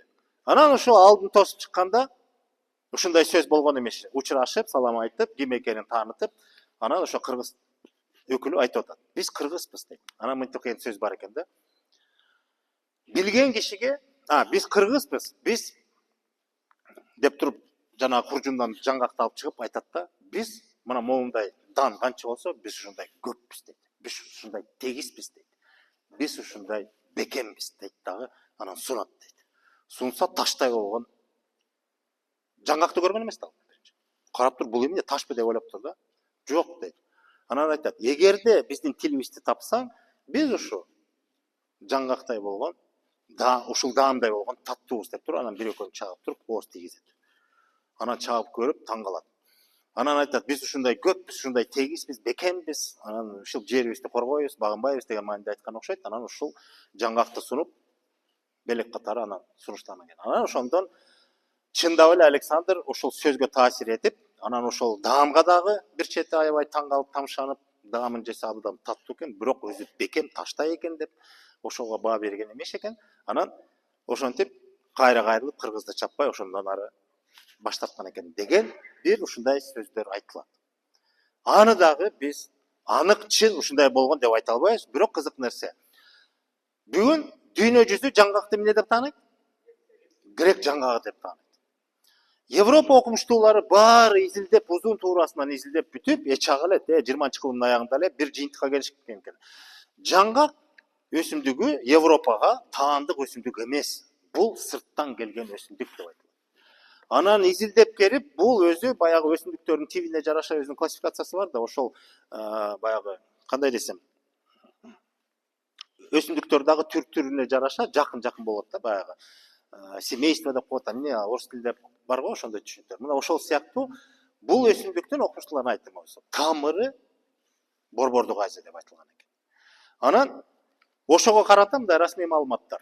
76-жылдагы маалымат боюнча грек жаңгагынын табигый токойлорунун эң чоң аянттары 25.000 гектардан ашык. Түштүк Кыргызстанда Фергана жана Чаткал кыркатоолорунун беткейлеринде деңиз деңгээлинен 1100-2000 метр бийиктикте, тескей беткейлериндеги майда дарыялардын жээктеринде 800 метрге чейинки бийиктикте сакталып калган дейт. Кыргызстандын Жалал Абад облусунда табигый жаңгак токойлору Арстанбак, Кызылөңкүр, Кызыл жаңгак жерлеринде өсөт.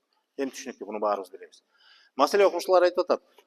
Эң мындай табигый токойлору бүгүнкү күнгө чейин сакталган. Анан баардык изилдөөлөрдүн негизинде ушу жаңгак өсүмдүгү өзү ушактан жаралган.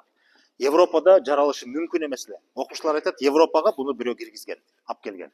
Ошака өстүргөн дейт. Бирок ким экенин эч ким билбейт. Биздин уламышта же болбосо жанагындай Санжырада гана айтылат, алып кеткен эмиш дейт. Аны биз билебиз, калгандары аны күлөт, моюнга албайт.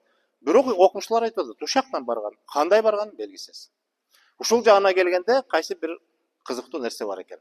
Балким чындап эле ошондой болгондор. Бирок эми илимий фактыларга келели. Жантан бери мен тиги Липскеровдун которгонун Низами Ганжи менен Искандернамасы жөнүндө көркөм чыгарма жөнүндө кенен тааныштык. Эми мына 1871-жылы эле илгери эле падышалык Орусиянын доорунда эле Григорьев деген окумуштуу Аскифском народе Саках деген илимий эмгегинде мындай бир кээ бир жазууларына токтоло кетейин.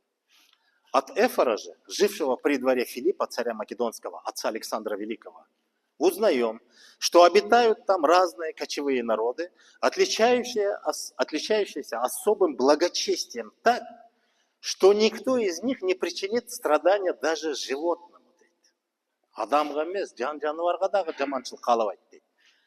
Народы эти перевозят дома свои с места на место, питаются молоком от кобыл, и все достояния имеют общим между собой. Часть их зовется саками. Жаңағы шығармада айтылған сөздер естіп отырсыңдар ма? Байлық тең ортада, бай кедей деген жоқ, анан көчмөн ел екенін, жан жануарға дағы мамиле қандай қылып отыр дейді. Мына адамға, жан жануарға, адамға қандай мамиле жасаса, жан жануарға да ошондой мамиле жасайды деген особый благочестие. Ушунчалык бир ару ел дейді да, мындайча айтканда. Өзгөчө ару ел, таза ел екен деп таң калып атат. Таким образом, историки классической древности сообщают о саках лишь те или другие черты редкой чистоты и высоты душевной. И ни у одного из них не встречаем об этом народе ничего такого, что могло бы быть обращено ему в укоризнь. Мындайча айтканда, окумуштуулардын изилдөөсүндө сактар тууралуу бир дагы терс пикир жок дейт. Бир дагы ошол элдин жаман жагын айыбын ачкан ушундай бир дагы терс маалымат таба албайсың. Тескерисинче жалаң гана сактар жөнүндө кандай маалыматтар келип атат? Булар жан дүйнөсү бай, өтө бийик деңгээлдеги эл экендигин баса белгилешет дейт. Бүт окумуштуулар. Ошол сактарды изилдеген окумуштуулардын айтымында. Эми приобретение уважения между своими и теперь у киргизов бул биздин доордо, 19-кылымда кыргызда айтып атат да. Первый стимул их действий. А чувство стыда перед своими могущественный рычаг, останавливающий страсти дейт. Бул эмне жөнүндө айтып атат? Кыргыздын бир кандай? Эл эмне дейт деген мына ушул. Жанагы элек сөз же тараза сөз. Ой, эл эмне дейт деп биз эл менен эсептешип атпайбызбы? Биз айта турган сөзүбүз, жасай турган ишибиз, кыймыл аракетибиз, кабыл ала турган чечимибиз эмне гана болбосун, биринчи иретте кыргыз биринчи ошол электен өткөрөт дейт. Эл эмне дейт? Элге жагабы, жакпайбы? Элге пайдасын береби, же зыянын береби деп ошол электен өткөрүп, өзүнүн каалоосун чектейт дейт. Өзү абдан каалап атса да аябай ошого. Демеле көксөп атса да, бирок элге жакпай турган нерсе болсо, анда өзүнүн каалоосун тыйганга чейин барат дейт. Ушуну жазып атат. Об этих чертах киргизского характера едва ли упоминается в каких-либо сочинениях о киргизах дейт. Себеби кыргыз деген этноним көп эскерилген эмес да булактарда. Тем не менее, черты эти хорошо известны всем, имевших случай близко ознакомиться с этим народом. Кыргыз менен мындай жүзмө-жүз көрүшүп, аралашып, жашап калган киши сөзсүз түрдө кыргыздын ушундай өзгөчөлүгүн билет эле дейт да. Бирок кыргыздар жөнүндө ушундай нерсе көп эскерилген эмес дейт. Себеби кыргыз деген этноним көп эскерилбейт да өзү. Дагы 16-жыл бул 10 жыл мурун, 9 жыл мурун болгон окуя. Бизде билесиңерби, ар бир жылды бир нерсенин жылы деп атайт эле. 16-жыл эмненин жылы деп аталды эле? Ким эсинде бар? Я. Маданият жана тарых. Көрүп туруп айтып атасыздар, тарых жана маданият жылы деп жарыяланган да. Мен ушул жыл жарыялаганда ушунун дирекциясына да аралашып калган жайым бар. Кыскасы ошол жылы бир сонун маалымат болгон да. Жаңылык болгон, маалымат бердимби? Тарых жана маданият жылын даярдоо жана өткөрүү боюнча мамлекеттик дирекциянын басма сөз кызматы жума күнү дирекциянын башчысы Султан Раевдин Кытайга жумушчу сапары менен барып келгенин билдирди. Султан Раев ошол дирекциянын чоң башчысы болгон дагы Кытайга иш сапары менен барыптыр. 16-жылы. Жума күнү дейт, ал күнүн белгилеп атыр. Сапардын жүрүшүндө мамлекеттик дирекциянын башчысы кытайлык кесиптештери менен, тактап айтканда тарыхчылар жана окумуштуулар менен жолугушту. Сапардын алкагында кытайлык окумуштуулардын Кыргыз тарыхы Кытай жазуусунда аттуу китебинин бет ачары болду дейт. Басылманын авторлорунун айтымында кыргыздар жөнүндө алгачкы эскерүүлөр, атап айтканда кыргыз каганатынын эскерилиши Кытай жазмасында биздин заманга чейинки 525-жылга таандык дейт. Мына жаңылык. Биздин доорго чейин 525-жылы кыргыз каганаты түптөлгөн же каганаты болгон деген маалыматты таап чыгып атат. Эң кызыгы, бул факт чынында Кыргызстандын тарыхчылары үчүн белгисиз болуп келген. Алар тарыхчылар кыргыз каганаты Барсбектин башкаруусунан башталган деп эсептешкен. Бирок кытайлык окумуштуулар каганаттын ага чейин эле болгондугун далилдеп жатышат деп Султангаев белгиледи. Ошол иш сапарга барып келгенден кийин. Мына ошол китептин китеп өзү ушундай экен. Ошол китепти беришкен экен. Бизге алып келген экен бул китепти. Кыргыз тарыхы Кытай жазуусунда. Биздин доорго чейин 525-жылы кыргыз каганаты жөнүндө эскерилет дейт бул китеп. Өзү логика туура келет. 201-жылы биздин заманга чейин хундар күчтөнүп башка көчмөндөрдү, анын ичинде кыргыздардын да мамлекетин басып алып атат. Ага чейин демек мамлекет бир канча мезгил өкүм сүргөн. Анан болгондо дагы 525-жылы ал каганат деңгээлинде болгонун мындай божомолдосок болот. Божомолдоп эле бул маалыматка таянсак анда каганат болгон экен. Кийин мамлекет болуп, анан 201-жылы биз хундарга туруштук бере албай калыптырбыз. Жашоодо ошондой болот. Бирде жигит төбө менет, бирде жигит жөө жүрөт дегендей, турмуш өйдөлдөй болот дагы, бүтүн элдин тагдырында да ошондой көрүнүштөр болуп келген. Буга караганда, бул маалыматка таянганда, демек бул сактардын мезгили болот атпайбы? 525-жыл. Сактардын мезгили да. Демек кыргыздар ошол сактардын арасында эле болгон. Себеби сактар ошол кезде ушул эле Борбордук Азияны жана ошол эле Алтай, Хакасияга чейинки аймакты ошол сактар ээлеген. Алар скиф деп айтышат, бирок ошол эле нерсе. Бир эле маданият да.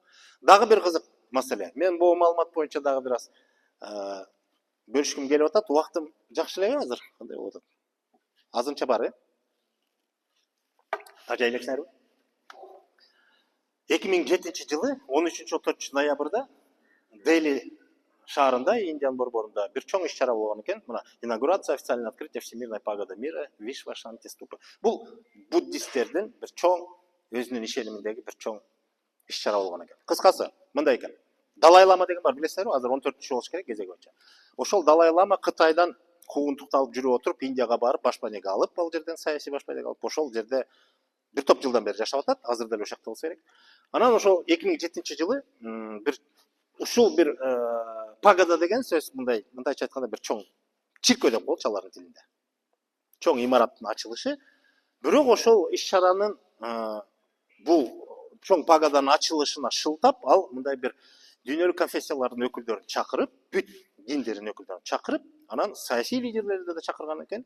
Анан ошол жерден бир чоң эле маселени көтөрүп туруп, биз адамзаты бир эле планетада жашайбыз, динибиз, түшүнүгүбүз, маданиятыбыз бөлөк болгону менен бири-бирибиз менен ынтымакташып жашабасак башка жол жок деген маселени көтөрүптүр да. Анан ошол жыйында бир кызык окуя болгон. Ушул жыйынга кыргыздар барып качкан. Кыргыздан 3 өкүл барган, 2 эркек, 1 аял киши. Барып келген кыргыздардын оозунан укканымды айтайын. Ошол жерге бардык дейт. Тосуп алдык, кабыл алышты, иш-чара ачылышы, расмий иш-чаранын ачылышы Индияда, Делиде жанагы улуттук парк бар экен, Махатма Ганди атында улуттук паркта, асман ачык. Мындай эле табиятта, койнунда. Ошол жерден орундуктардын баарын камдап, баарыбыз отурабыз дейт, кыдырып экен. Анан ал жерде Кыргызстандан мындай эле жөнөкөй эле адамдар барган экен. Ал жерден болсо, алдыңкы катарларга албетте баягы диндердин өкүлдөрүн, мамлекеттердин расмий өкүлдөрүн, расмий коноктор кыскасы. Анан биз дейт, мондай 500 кишилик орундук дейт. Ошол жайда. Бул жерде 500 киши болсо, ошондо жоон ортодон арыракпыз дейт. Бирок ортодобуз дейт. Четте эмес, ортодобуз. Жоон ортодон арырак, аягына жакыныраак. Жерде отурабыз дейт. Алдыда бүт виптер деп коелучу, азыркыча айтканда. Анан иш-чара программасы бүт жазылган, протокол күчтүү иштейт дейт. Ашык кыймыл жасай албайсың дейт. Отурабыз дейт, анан күтүп атабыз, сааты келгенде анан чыкты дейт Далай Лама. Чыгып басып келип, анан кадимки эле бир мындай так дейт. Жана падышанын тагы болот го, ошол сыяктуу бир орундукка отурду дейт. Биз үчүн так эле деп түшүндүк дейт.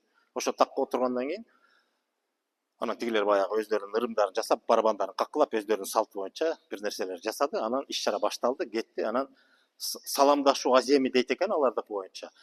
Дүйнөдө кайсы мамлекеттерде Будда динин тутунгандар болсо, расмий ошолордун башкы кечилдери бирден келип тигиш менен саламдашат экен. Бирок саламдашканы кызык экен дейт. Алар 4 аяктап жөргөлөп барып тигинин бутунан өбөткөн дейт. Мен укканымды айтып атам, ошентип айтышты да. Анан бул көрүнүштү элестете аласыңарбы? Чоң эле мисалы айтты. Япониядагы буддардын башкы кечили келип, 4 аяктап барып Далай Ламанын бутун өбөткөн. Колун кармаганга тыюу дейт. Деле адамды жолотпойт экен.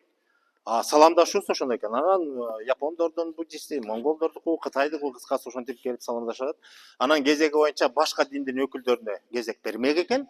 Программасы боюнча бир убакта Далай Лама ордунан козголду дагы элди аралап басып кирди дейт. Анан баягы тартип бузулду дейт. Жан сакчылар чуркап келип аны тегеректеп алды дейт, чакекчеге алып дейт. Себеби адамдын анын денесине башка адамдын денеси тийбеш керек дейт.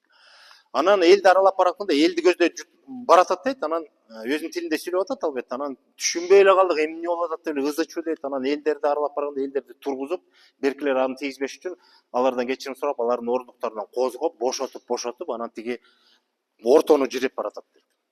Ошол көрүнүштү элестеткиле. Ортого чейин кетип баратат, биз отурабыз дейт. Маңдайга келатат ошол. Ызы чуу болуп атат дейт. Бир убакта карасак эле келатат, жакындап атат, беркилерден ары сүрүп, орындуктарынан бошотуп, жол жиреп ага тиги басып келатат. Эми кенен эле болсо керек. Болгону гана орундан козгоп тургузушту дейт. Анан так биздин маңдайга келгенде белги берди дейт. Анан жанагы жан сакчылар деп коебуз го азыркы телохранительдер. Ошолор шакекчеси мынтип ачылып туруп, бизди ичине кантып туруп кайра бекитип салды дейт. Ичине кирип кеттик дейт. Экөөбүздүн ортобузга басып келди дейт. Жүрөк тыгылды дейт озго. Сөз жок. Далай Лама болуп атса. Экөөбүздү мынтип колубуздан кучактап туруп манжалаштырды дейт. Демейде бирөөнүн денесин тийгизбейт, өзү манжалаштырып мынтип карматты дейт. Анан суроо берди дейт. Котормочу аркылуу. Силер кимсиңер деп суроо берет. Антиги киши айтып берип атат, эми улуу аксакал бар болчу эди, анда мен унчукпай эле отурам, мен улуу киши болгондо биз кайдан деп туруп анан карап койдум дейт. Тиги жооп берип атат. Биз кыргызбыз, Кыргызстандан келдик. Ушундай деп кыскача жооп берди дейт. Котормочу которду. Тиги киши карап туруп кайра айтты. Суроосун берип атат. Силер кимсиңер дейт. Кайра эле ошол суроо. Окуй түшүнбөй калган турбайбы деп ойлодук дейт ичибизден. Анан тиги аксакалыбызга көз менен ымдашып, антип шыбырай албайсыңбы? Ортобузда турат дейт. Анан мен туюмдун негизинде эле эми жакшынакай жооп бер дегенсип мен ичимден тызылдап атам дейт. Анан ал киши жооп берип атат дейт. Биз мурун СССР деп аталган чоң мамлекеттин 15 республикасынын бири болгон азыр эгемен мамлекетпиз, Кыргызстанбыз, биз кыргыз элбиз, биз көчмөнбүз, биздин Манасыбыз бар, ушундай Алатообуз бар, Хан Теңирибиз бар. Бир топ маалыматтарды, дүйнөлүк негизги маалыматтарды бердик дейт. Мындай дүйнөгө таанымал болгон. Ошондой элбиз, көчмөнбүз, ушундайбыз, тиңдейбиз деди. Көп нерсени айтты. Которуп атат тиги угуп атат, күлүп койду, жылмайып койду дейт. Анан 3-чү рет так айтты. Силер ким экениңерди билбейсиңер дейт. Деп айтты. Мессага дейт. Анан экөөбүз бирибизди аны да карап өзүбүздү да тиктеп эмне болуп калды деп түшүнбөй калдык. Анан өңүбүз, келбетибиз ошону эле түшүндүрдү окшойт. Биз билбесек анда сен айт дегендей кылып аны карап калдык дейт. Анан ал сүйлөп баштады дейт. Ал айтты. Силер дейт. Биздин Будданын түп-түз урпактарысыңар дейт. Деп айтты. Түшүнбөдүк дейт. Будда деген ким?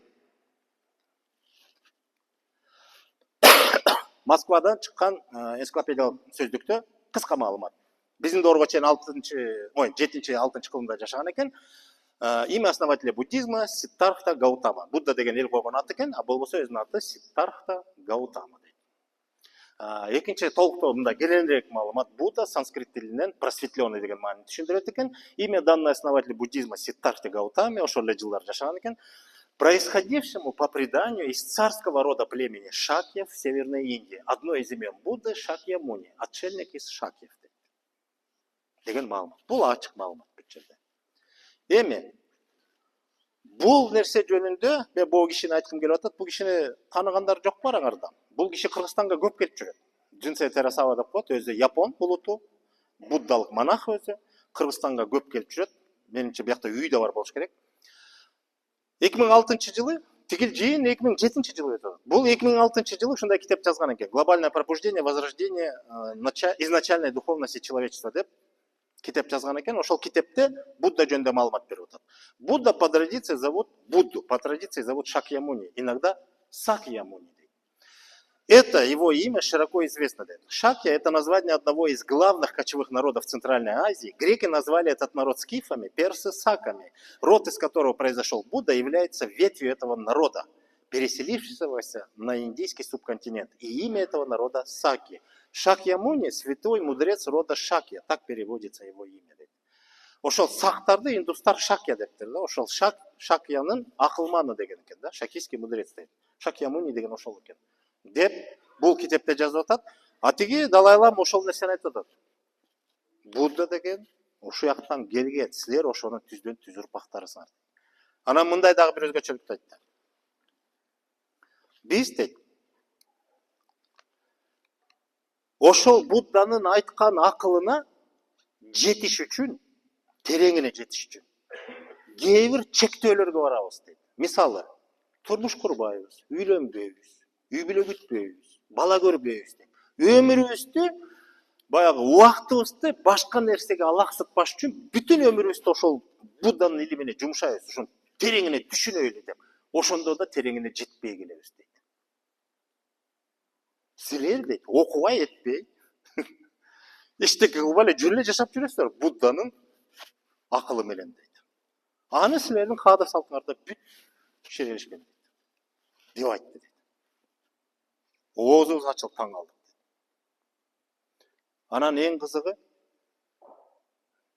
бизди ошо Будданын өкүлү биз экенибизди кайдан билдиң деген суроодо болду да. Силер кандай деп ойлойсуңар? Себеби дейт, биз да жөн барбай кайкайтып ак калпак кийип алганбыз дейт экөөбүз дейт.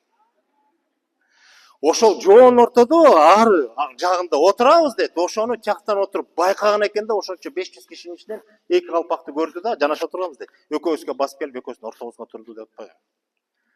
Анан ошондо тигилер айтып атат, эгерде биз ак калпак кийбесек, ким билет эле ушул сөз болот беле дейт. Калпакты көрүп атат. Себеби калпак бул ошол сактарга таандык баш кийим экенин ошол бул киши билип атат. Эми кызык маселе. Ошол эле Григорьев о скифском народе саках деген китебинде мындай деген жазуулар бар экен. Принимая во внимание с одной стороны эту отличительную черту религии саков, проникнутой практической любовью к человеку и к живым тварям. Карасаңар, бул жерде да ошону айтып атат. Адамга дагы, жан жаныбарларга дагы бирдей мамиле кылат дейт. Жанагы жерде дагы ошондой сөз айтылган. С другой, тем же самым характером отличалось и учение, проповеданное основателем индийского буддизма, Сиддхарта. Сиддхарта назывался не иначе, как Сакья или Шакьямуни, то есть сакийский мудрец. Муну Григорьев 1871 жылы китепке чыгарып атат, ага чейин изилдеп бүтүп. Эч агыле айтылган экен да буну. Жанагы ким могул киши, бул кийин эле жазып атат 2006. А бул китеп 1871 жылы ошондо эле бул окумуштуулар изилдеп Будданын ким экенин ошондо айтып атат. Аны мынтип атат, буддизм был не личным его изобретением, а учением, господствующим уже издавна между саками, которым он принадлежал по происхождению, учением, которое он только распространил в Индии. Сактардын бир бөлүгү, баары эмес, бир бөлүгү Индияга келип көчүп, Индияга калып калган экен. Анан Индияга келип калган, туруп калган сактар албетте өзүнүн салт маданияты менен жашай берет да, бөлөктөрдө болсо дагы. Анан ошолордун урпагынан бирөө анан жанагы Сиддхарта болуп төрөлүп атат да. Анын мындайча кыскача айтайын, балки мен жаңылып аткандыр, бирок бул жерде түшүнүгү боюнча. Анан ал элди аралап барып, анан өзүнүн сактардын маданиятынын көрүнүштөрүн элдерге айта баштайт, жая баштайт. Анан эл таң калат. Силер ушуну билбейсиңер, тигилер баары таң калат. Сен акылман турбайсың дейт. Анан аркасынан ээчип жүрүп атып, анан сен бизди үйрөт, окут деп отуруп, анан өзүнөн өзү буну пайгамбар кылып алышкан да, индустар. Себеби алардын түшүнүгүндө жашоонун маңызын, жан жаныбарларды, жаратылышты таануу, алар менен мындай шайкеш же болбосо жуурулушкан мамиледе жашоону түшүнүгү жок эле. Бул ошонун баарын таанып да. Ошон үчүн айтып атпайбы, адамга да, жан жаныбарга дагы бирдей мамиле көрсөткөн дейт. Жан жаныбарларды же болбосо жаратылыштын тилин ким жакыныраак тааныйт? Көчмөндөр гана тааныйт. Көчмөндөр жаратылыш менен жуурулушуп жашаган үчүн жаратылыштын тилин таанып атпайбы?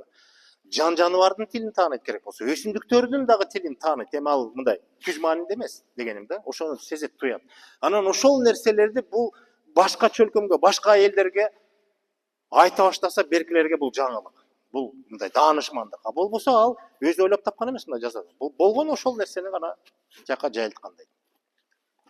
Анан бул жазып атат. Как первоначальная религия арийцев, занимавших Среднюю Азию, приняла она особый своеобразный вид, который, покуда за неимением точнейших о нем сведений, назовем, пожалуй, доисторический буддизм. Илимде шарттуулук деген бар. Анық далилдер жетишсиз болгондо дайыма шарттуу түрдө аталган. Демек, сактарга чейин ушул чөлкөмдө арийлер жашаган, арийлерден бери келаткан ушул түшүнүк, маданият, дин деп коелу булардын түшүнүгүндө. Бул эми ошол Буддага таандык болгондон кийин, Будда расмий түрдө индустардан, Индиядан баштап бул дин катары кабыл алгандан кийин, демек доисторический буддизм деген сөз. Буддага чейинки ошол эле түшүнүк деген сөз да. Буддизм деген түшүнүктү шарттуу түрдө айтып атат. Анан дагы, что касается, наконец, до тех частей этого народа, саках, которые жили по долине реки Или, может быть, еще далее на север, то, полагает Клопрот, смешались они впоследствии с племенами тюркским, с племенем тюркским, и из смеси этой образовался народ, известный под именем киргизов, у которых голубые и зеленые глаза и рыжие волосы встречаются весьма нередко. Бул эми ошол мезгилде бизде ошондой түрктөр менен ошол кимдердин ортосунан пайда болгон эл деп жазып атат. Бирок эми бул дагы бир версия катары кабылдансын, кантсе дагы баары бир келип аягы келип кыргыздарга да таандык кылып алып турат. Усуни существует и доселе на равнинах Джунгарии в виде кыргызского рода Уйсун. Стараясь выяснить быт и степень культурности саков, мы несколько раз для наглядности дела указывали на параллельные явления в быту нынешних обитателей тех мест, которые занимали некогда саки в быту кыргызов. Демек, сактардын маданияты кандай болсо, сактардын маданиятын булар археологиялык казуулардын негизинде гана аныктайт да, мындай болгон экен дейт. Анан башка жазма булактарда. Демек, сактардын доорунда жашоо адеби, маңызы, салты, тартиби кандай болсо, кийинки мезгилде ошо кыргыздарда дагы так эле ошондой көчүп келатат деген ойду айтып атат. 19-кылымда. 19-кылымдагы кыргыздардын жашоо адеби биздин доорго чейинки 5-6 кылымда жашаган сактардын жашоо адеби менен айырмасы деле жок деген сөз да. Демек, кыргыздар ошол маданияттын түздөн түз мураскери деген сөздү эле айтып атат да. Аристов деген окумуштуу Усуни кыргызы или кара кыргызы деген китебинде, бул кийинки мезгилде кайра басылып чыккан, болбосо бул мурунку кылымда жашаган адам эле. Поблизости имен и по обитанию в наиболее малодоступных местностях западного Тиньшаня, в нижней части бассейна Нарынды, окруженной со всех сторон труднопроходимыми хребтами, является ныне вероятным потомством Се или Саков, каракыргызский род или племя Саяхты. Саяхтарды ошол сактардын түздөн түз урпагы деп аныктап атат. Себеби азыркы деле чөлкөмдө карасаңар, ошол Нарын суусун бойлоп, ошол мисалы Токтогулдан баштап нары Жумгалга чейин ошол саяктардын жери да ошондой болуп баратат деп саяктарды ошондой белгилеп атат. Эми бул Аристовдун пикири. 100% ошондой эмеспи, бир окумуштуунун пикири. Кыскасы, кандай болбосун ошол сак маданияты кыргыздын маданиятында дал өзү экенин аныктап атат.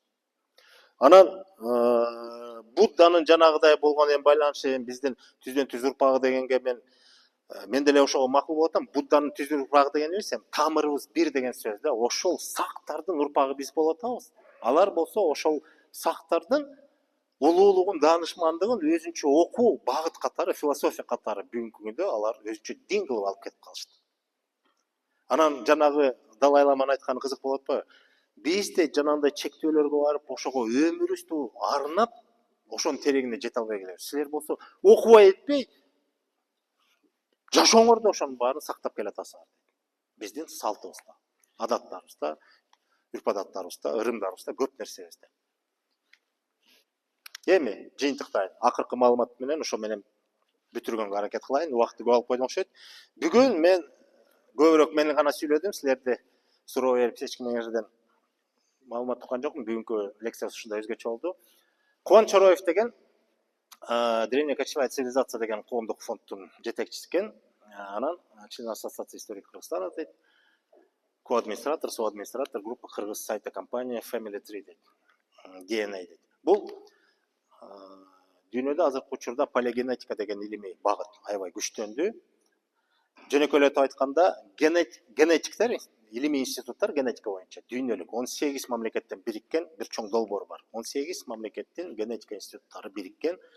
Адам затынын генеалогиясын изилдеп отуруп, тамырын, башатын тапканга аракет кылып атышат да, анан ошондой нерсе менен алектенип атат. Азыркы илимдин жетишкендиги адамдын ДНКсы аркылуу анын түп тамырын, башатын аныктап биле алат экен да. Анан кыскасы, бул маалыматтарга таянганда мына мол алтын адам экен, билесиңер да? Кандай? Ооба, Казакстандагы бул биздин доорго чейин 5-кылымда жашап өткөн адам экен. Археологдор буну 1980-жылы тапкан. 35, 55 жыл, жок, 45 жыл мурун. 45 жыл мурун тапкан экен. Археология үчүн бул өтө чоң табылга. Себеби 1980-жылдар бул мына Советтик доордун акыркы мезгилдеринде мындай толук бойдон сакталган байыркы сак маданиятына таандык болгон табылгалар жок эсе болчу. Себеби 19-кылымдын аягында, 20-кылымдын башында баягы орустар айтып коет, чернокопатели деп коюшчу экен. Көр казгандар көп болуп, тоногон экен, илимге жеткирбей эле. Алтындарына кызыгып. Анан бош эле курулай ушундай мүрзөлөр көп табылган. Кийин окумуштуулар барганда ошол калдыктардын негизинде көп нерсени аныкташты. Бирок бүтүндөй ушундай табылгалар өтө сейрек болгон. Мына ошондой сейрек табылган бири. Бүтүн адам сөөгү менен кийими шөкөттөлгөн, алтын менен шөкөттөлгөн кийими, курал жарагы толтура оокаттар менен бүт табылган экен. Анан мунун адам, ушул адамдын сөөгүнүн калдыгы кошо табылган экен. Анан ошол генетиктер ошонун ДНКсын алышты дагы. ДНКсы боюнча гаплогруппасын, анан маркерлерин, сниптерин аныкташты. Могул жерде мен мондай эле көрсөтүп коечу. Оң тараптан экинчи мамыча көк түстө көрүнөрбү? R-YP1456 деп турат. Бул эми бул жерде кыска болуп атат. Чечмелениши R1A1 гаплогруппасы экен. Анан сниптери Z9394. Ой, деме, маркерлер анан сниптери YP1456. Кыскасы, ушундай көрсөткүч бүгүнкү тирүү адамдардан кимден чыкса, анда бул адам ошол элдин ата бабасы болуп калат дейт. Мындан сырткары, бул эме бул жанагы Алматынын жанында, Ысык деген жерде табылган. Алматы менен Чолпон атанын ортосунда салыштырмалуу. Бирок тоогурка бөлүп турат бизде. Ошонун Казакстан бетинде, тескей бетинде. Казакстанга таандык болуп калган. Бул болсо Аржан деген археологиялык табылга, бул Хакасияда табылган экен. Жок, Хакасия эмес, Алтайда. Кеч адаштырдым. Алтайда табылган экен. Бул 7-6 кылым биздин доорго чейин. Бул дагы R1A1 көрүнөрбү, гаплогруппасы жазып атат. Сниптери IP1456. Анан кыргыз бутагы деп атат. Кыргыз бутагы дегени себеби мына азыркы бул жерде могу таблица, могу жана Кубанчароев деп көрсөтпөдүмбү? Ошол киши биздин Кыргызстандын атынан өкүл, ошол чоң долбоордо. Ушул долбоорго аралашкан тирүү адамдар балким ушу араңарда бардыр, ошондой анализ тапшыргандар болсо ДНКга. Ошолордун баарын эсебин жүргүзөт. Мына бул жерде аттары жазылбайт.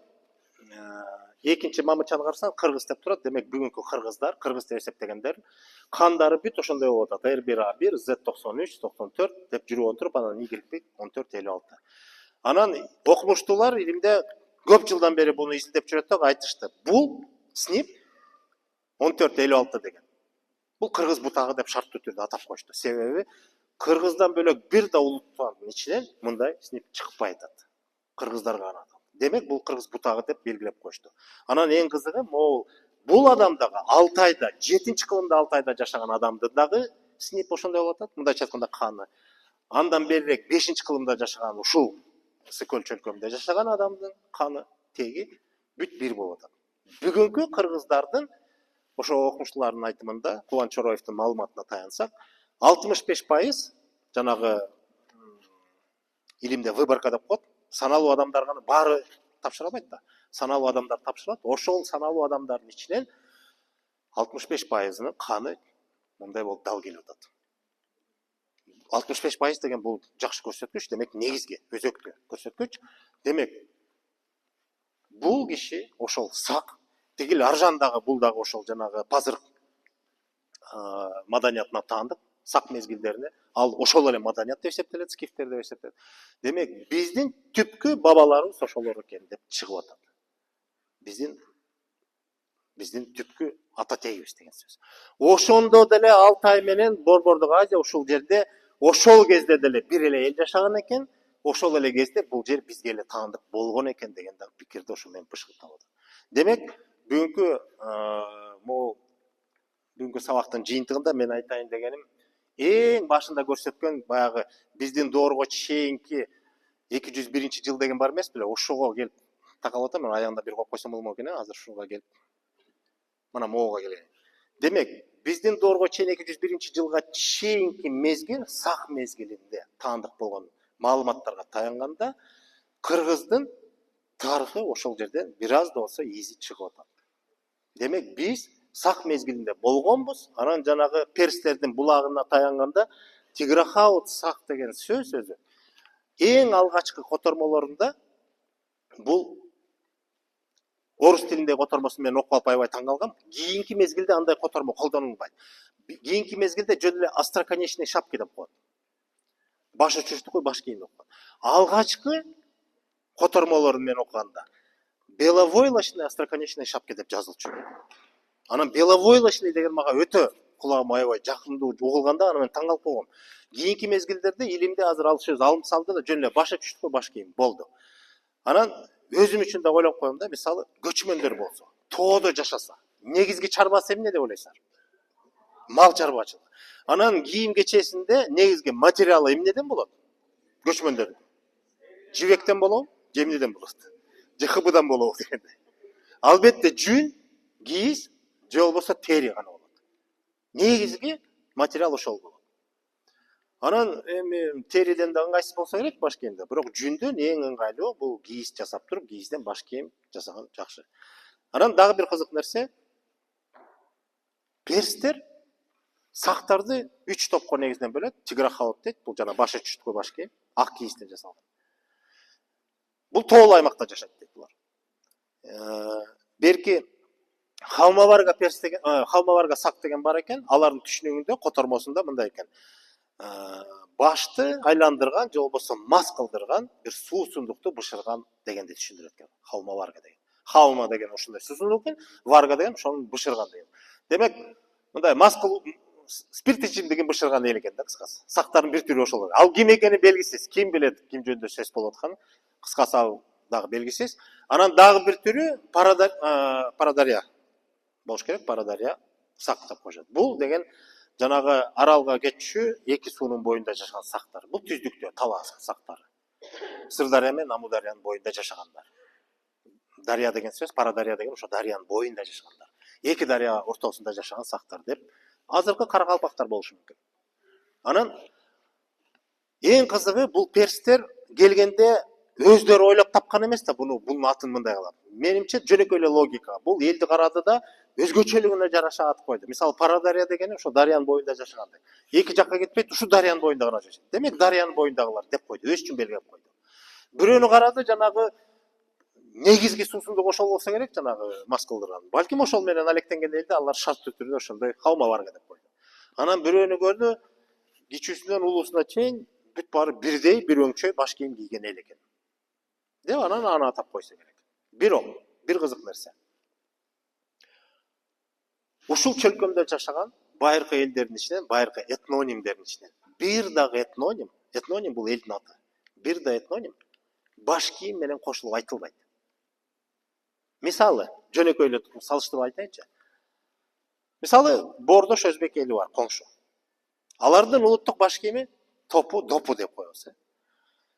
Түшүнүктүү, допу алардын улуттук баш кийими. Бирок бир дагы жерде фольклордо, адабиятта негиз эле мындай бир турмушта дагы допу өзбек деп эч ким айтпайт. Же допучан өзбек. Айтса дагы, айтылса да бул мындай орой угулушу мүмкүн, же болбосо бир шылдыңдагандай, же бир мындай бир жаман кабылданышы мүмкүн да. Же монголдордун баш кийими тебете болсо, тебете монгол деп айтылбайт. Фольклордо да эч жакта дагы, жазууда, адабиятта дагы колдонулбайт андай. Бир гана этноним баш кийим менен коштолуп айтылат. Ошол эл өзү айтат сыймыктануу менен. Ал кайсы этноним? Ак калпак кыргыз эли деп биз өзүбүз айтабыз. Өзүбүздү баш кийим менен кошуп айтып атабыз. Ак калпак кыргыз элибиз деп. Мун Манастан баштап башка дастандарда дагы, макалла каптарыбызда дагы, башка фольклор чыгармачылыкта дагы ушул нерсе өзүбүз баса билип айтып атабыз. Анан менимче перстер келгенде дагы, аралашканда дагы, эгер кайсы бир эл өзүн өзү ошо баш кийим менен кошуп айтып атса, анан баштан аяк баары ошондой баш кийим кийип атса эркектери, ошону карап турганда ушундай эл турбайбы деп туруп анан сактап койду да. Тиграхаут деп калса керек деген ой.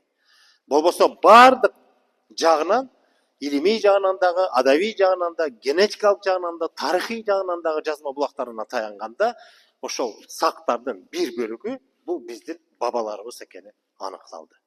Бүгүнкү сабак ушу менен жыйынтыкталат. Эгерде суроо болсо, суроо жооп кетем. Эгер жок болсо, анда ушу менен жыйынтыктайм. Убакытты да көп алып койдум окшойт. Кийинки сабактар так эле ушул жерде, ушул күнү, ушул саатта, ушул уңгу жолду улантуу боюнча биздин тарыхыбызды тактайбыз, көп нерселерибизди дагы тактайбыз. Жакшы барыңыздар.